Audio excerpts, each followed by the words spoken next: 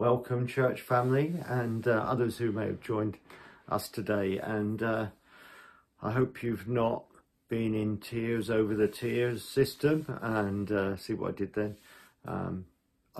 It's a difficult time, isn't it, for all of us? And but I just want to bring you a message based around a prophetic word that we had given to us as a church a while back, and which I believe God dropped into my mind a few days ago.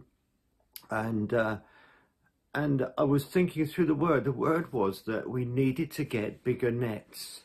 And it's interesting. Obviously, the meaning was that there was going to be a harvest. There were going to be a great catch that we were going to have, and more people were going to come in. And I'm still holding on to that word, and it's a word I want to encourage you with, because I started to ask myself when I was reminded of that, or ask God really, and I think he even gave me the question, what does that mean? What does it mean to get bigger nets? How do you do that? And the thought came back, what was that it's about hope. It's about expectancy. It's about living in a place of hope and expectancy. And that's the thing, because when you're going to go out fishing, you make a choice, don't you? Depending on what sort of, how many fish you think you're going to catch or what you're going to catch.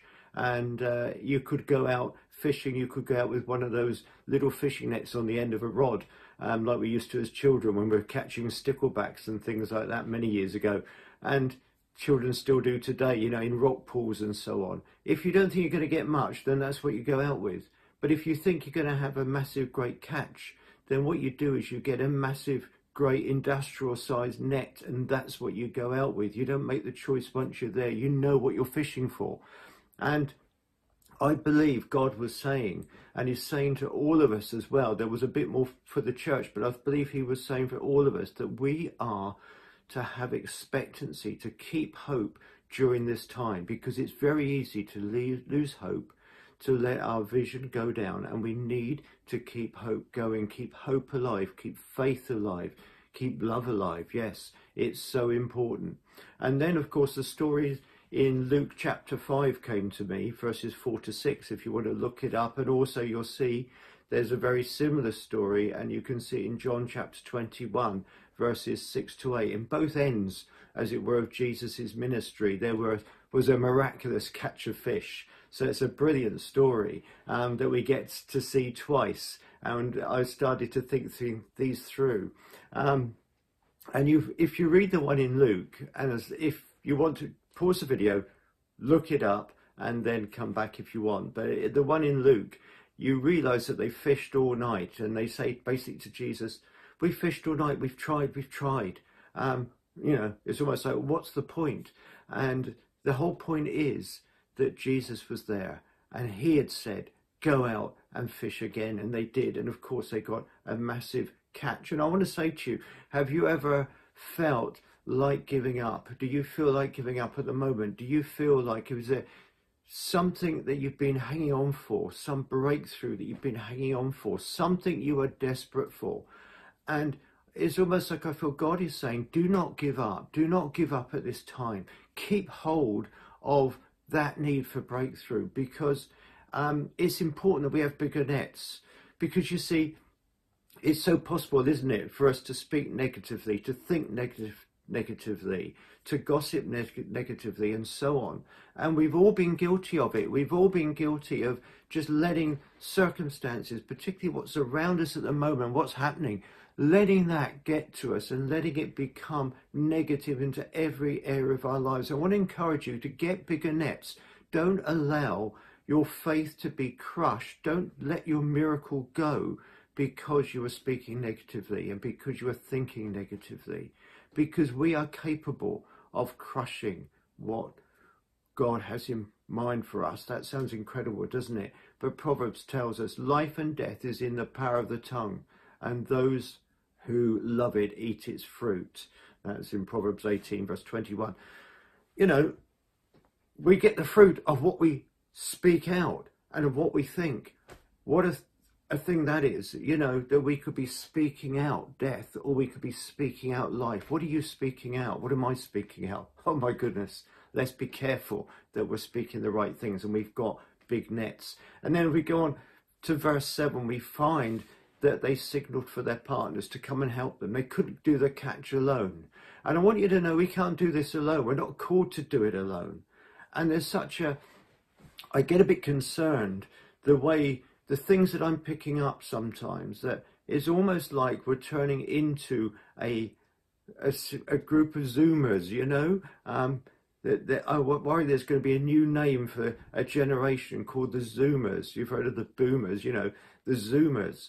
And we become those that we just become socially isolated. We can stay at home, we can watch our Netflix, we can do our Zooming, you know, we don't have to meet with people and so on. And I know we are in restrictions I'm not saying we break those, but when the time comes when we can get back and we can be church again and we can meet again physically face to face, then we need to take every opportunity to do that. You see, the Spirit doesn't rest on technology.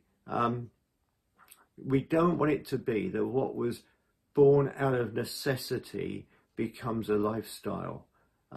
Technology probably has a role to play in the future. I'm not denying that, but the Spirit doesn't rest on technology.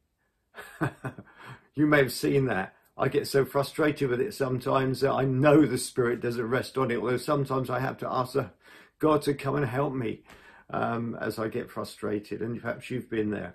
But the Spirit doesn't rest on technology, it rests on people. Remember the story of Uzzah's sin in 2 Samuel 6, when he sort of stopped the Ark of the Covenant from falling off the cart, and God struck him down. And it's a strange and difficult story, but the point is that would never have happened if they'd followed the instructions. And the instructions were that the Ark of the Covenant wasn't to be on a cart, it was to be on the shoulders of the priests, because the Ark of the Covenant was the presence of God, and the presence of God only rests on people.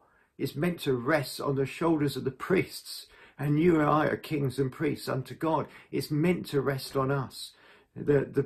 He, I should say, is meant to rest on us. It's not about resting on anything else. And we need to come together when we can, bringing the presence of God and coming together, joined together. There's a great, more of an increase when we come into together in that. And then we've got the second story at the end of Jesus's ministry, when he's died, he's risen again, and he comes and they're out fishing. They've gone back to fishing, John 21 verses 6 to 8. And when that happened, Peter's immediately reminded, I think, of that first incident, because he stands there and when Jesus says, you know, to fish on the other, let your nets down on the other side of the boat, Peter says, it's the Lord. It's the Lord. He suddenly realizes this is Jesus. It's him. And he dives in. You know, Jesus is calling them back to follow him again. I don't know what was going on there, but it looks like they'd gone back to what was comfortable, to what they knew. They'd gone back to their fishing, to their nets. And Jesus wasn't calling them to be comfortable. He was calling them to a totally different lifestyle.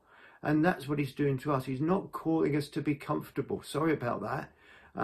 We can easily go back to comfortable, but he's calling us to a totally different lifestyle. I think Peter was probably ashamed and guilty. He remembered, of course, that he had denied Jesus 3 times.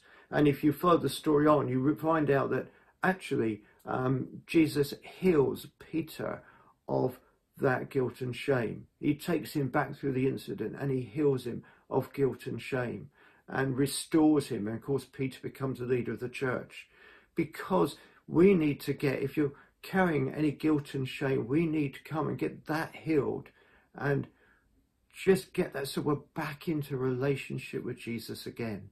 Because Jesus wants to turn up. He wants to turn up in your workplace, in your family. He wants to turn up and he wants to bring a miracle, because that's what he did for Peter. He turned up when he's back to his work, to what he found comfortable, back to his fishing. And Jesus said, okay, put your net over the other side. This is how you do it. Are you seeking Jesus? Am I seeking Jesus in what we do every day, in our families, in our lives, in our circumstances, in our workplace? Are we bringing his presence in that? Because that's what we're called to do. It's easy to go back to our old nets. That's not what we're called to do. The church is needed now more than ever. The church in this nation is needed, and the harvest is going to be large. I'm saying that the harvest is going to be large, but it's up to us. How big is our nets? If we've settled for the comfortable old, Jesus is calling us for the radical new. It's scary, it's challenging, but it's exciting. It seems to me we need to remember who we are and whose we are. The world is happy for the church to be a resource, during a pandemic, to use the buildings for food banks and so on. Nothing wrong with that. I wouldn't disagree with that at all. But it's easy for the church to be ignored if we're not careful. But the church is not to be a resource. The church is the source. Do you realize that? We are the source. We are the source of life in this nation. And if we don't rise up and become what we're called to be, then the nation is going to struggle. And I think a lot of the struggles the nation is going through at the moment is because the church has not been meeting, and because the church has not been worshipping together, and some are losing their first love almost. And we need to make sure we are who we're called to be. Get back to the radical new and not our old nets. We are called not to copy. We're not to be called copiers of what's out there in the world. We are called to initiate and, to be salt and light in the community, not to blend in with everything else, but we are called to not to isolation, but to infiltration into every part of society, bringing, as salt, bringing as a preservative and pushing out darkness. We are kings and priests unto our God. We carry an authority given to us by God, and that the kingdoms of this world would become the kingdoms of our God. Does that sound good to you? It does to me. To me, that's something that's worth getting up in the morning for. It's something it's worth living your life for, isn't it? It's even something worth dying for. It's what we're called to be, not to lower our heads. We are called to mend our nets if they need to be mended, wash our nets where they need to be washed. We need to be dealing with guilt and shame back there before Jesus and getting our expectation high, because God is going to do great things. Yeah, it's a difficult time, but keep like Jesus. For the joy set before him endured the cross. For the joy set before us, there is a joy coming. There is a joy coming. There is good things coming, church. There is good things coming. If we will only keep our nets big, just be expectant, be hopeful, talk positively, think positively, push out those negative thoughts and lift up your heads. Let's be ready for a large catch. God bless you.